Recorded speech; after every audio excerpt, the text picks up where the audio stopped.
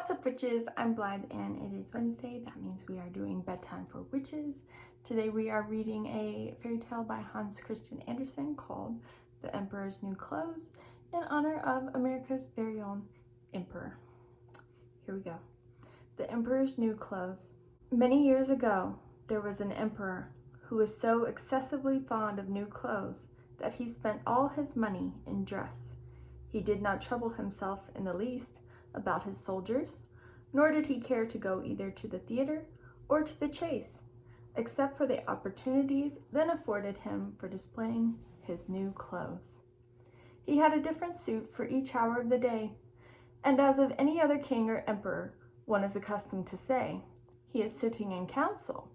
It was always said of him, the emperor is sitting in his wardrobe. Time passed merrily in the large town which was his capital. Strangers arrived every day at the court. One day, two rogues, calling themselves weavers, made their appearance. They gave out that they knew how to weave stuffs of the most beautiful colors and elaborate patterns. The clothes manufactured from which should have the wonderful property of remaining invisible to everyone who was unfit for the office he held, or who was extraordinarily simple in character. These must indeed be splendid clothes, thought the emperor. Had I such a suit, I might at once find out what men in my realms are unfit for their office, and also be able to distinguish the wise from the foolish. This stuff must be woven for me immediately. And he caused large sums of money to be given to both the weavers in order that they might begin their work directly. So the two pretended weavers set up two looms and affected to work very busily, though in reality they did nothing at all. They asked for the most delicate silk and the purest gold thread, put both into their own knapsacks, and then continued their pretend work at the empty looms until late at night. I should like to know how the weavers are getting on with my cloth, said the emperor to himself, after some little time had elapsed. He was, however, rather embarrassed when he remembered that a simpleton or one unfit for his office would be unable to see the manufacture. To be sure, he thought, he had nothing to risk in his own person, but yet he would prefer sending somebody else to bring him intelligence about the weavers and their work before he troubled himself in the affair. All the people throughout the city had heard of the wonderful property the cloth was to possess, and all were anxious to learn how wise or how ignorant their neighbors might prove to be. I will send my faithful old minister to the weavers, said the emperor at last, after some deliberation. He will be best able to see how the cloth looks, for he is a man of sense, and no one can be more suitable for his office than he is. So the faithful old minister went into the hall where the knaves were working with all their might at empty looms. What can be the meaning of this? Thought the old man, opening his eyes very wide. I cannot discover the least bit of thread on the looms. However, he did not express his thoughts aloud.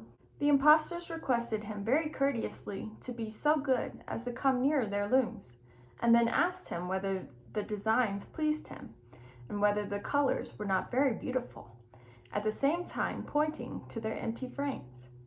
The poor old minister looked and looked. He could not discover anything on the looms, for a very good reason, viz., there was nothing there. What? Thought he again. Is it possible that I am a simpleton? I have never thought so myself, and no one must know it now if I am so. Can it be that I am unfit for my office? No, that must not be said either. I will never confess that I could not see the stuff. Well, Sir Minister, said one of the knaves, still pretending to work, you do not say whether the stuff pleases you. Oh, it is excellent, replied the old minister, looking at the loom through his spectacles.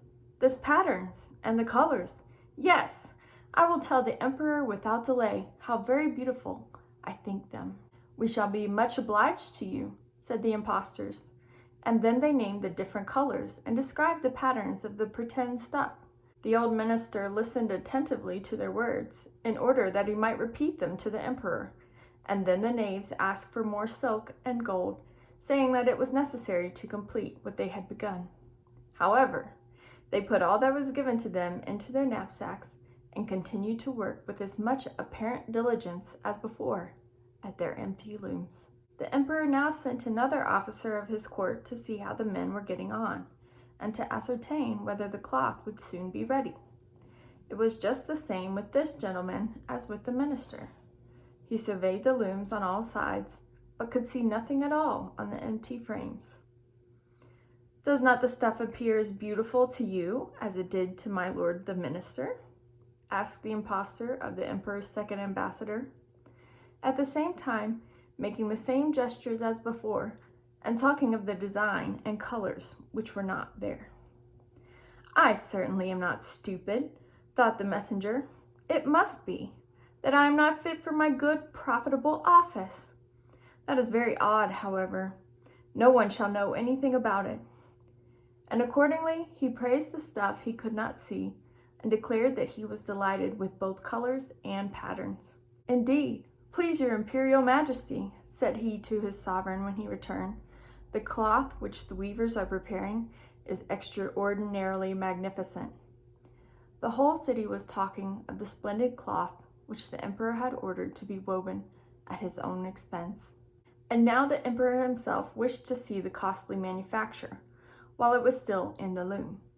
Accompanied by a select number of officers of the court, among whom were the two honest men who had already admired the cloth, he went to the crafty impostors, who, as soon as they were aware of the emperor's approach, went on working more diligently than ever, although they still did not pass a single thread through the looms.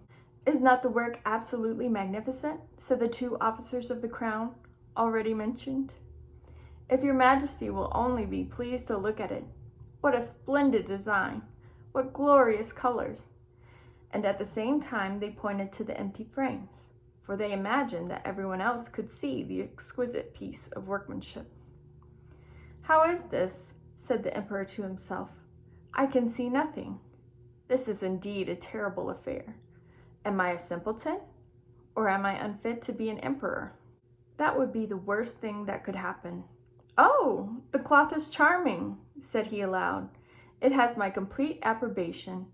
And he smiled most graciously and looked closely at the empty looms, for on no account would he say that he could not see what the two officers of his court had praised so much.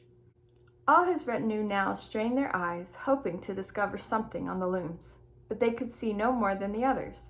Nevertheless, they all exclaimed, "Oh, how beautiful!" and advised his majesty to have some new clothes made from this splendid material for the approaching procession.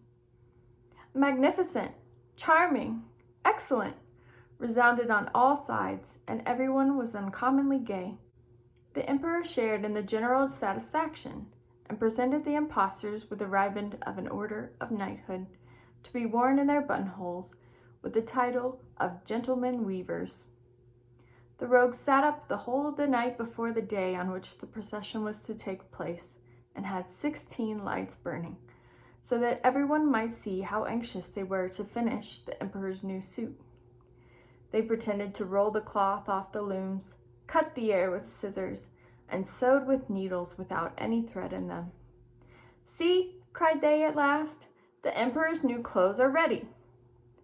And now the emperor, with all the grandees of his court, came to the weavers, and the rogues raised their arm as if in the act of holding something up, saying, "Here are your majesty's trousers.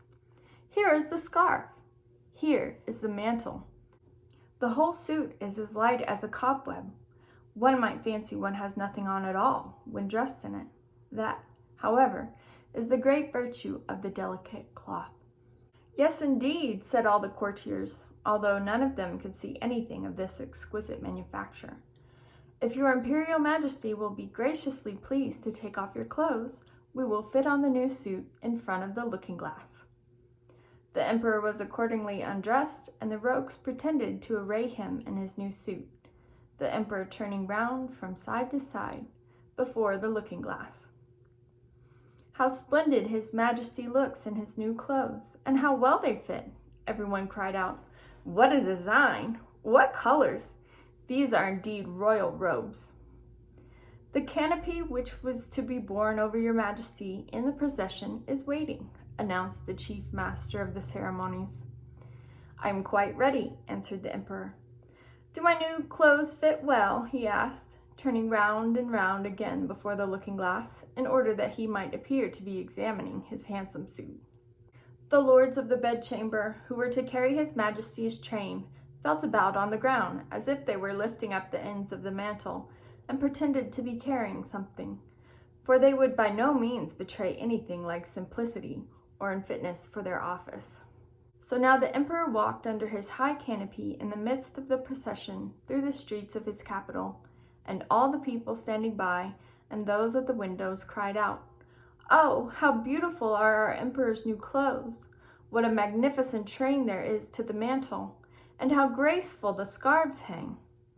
In short, no one would allow that he could not see these much admired clothes, because, in doing so, he would have to declare himself either a simpleton or unfit for his office. Certainly, none of the emperor's various suits had ever made so great an impression as these invisible ones.